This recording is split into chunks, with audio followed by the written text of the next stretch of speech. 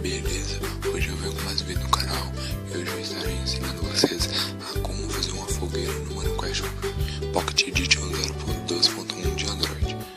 Vocês vão entrar aí, pessoal, qualquer mundo aí, eu vou entrar nesse daqui. Aí vocês vão esperar carregar um pouco, galera.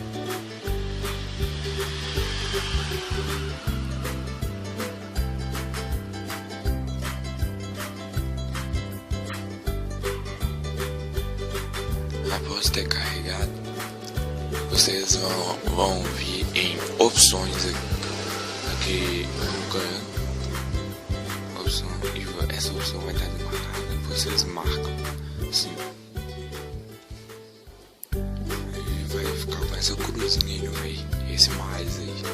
Aí vocês vão pegar uma tocha e vão colocar. Após vocês terem colocado, vocês vão pegar um barco e vai colocar esse mais em cima da tocha. Aí, pessoal, o saco. Coloca em cima da tocha assim e vai colocando mais em forma de círculo. Pessoal, vocês vão rodando e colocando, sempre com mais em cima da tocha. Vai rodando e colocando, rodando e colocando. Aí, ó.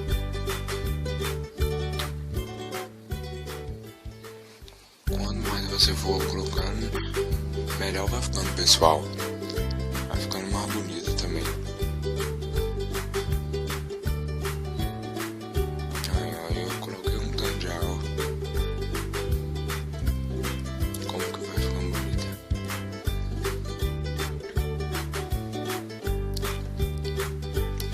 Bom, pessoal, essa foi a fogueira que eu fiz aí, ó. Aí como é que ela ficou? Ficou assim, ó. E a tocha lá dentro agora.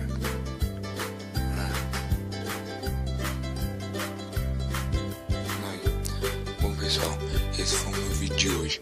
Se vocês gostaram, se inscreva no canal e dê o like aí. Valeu!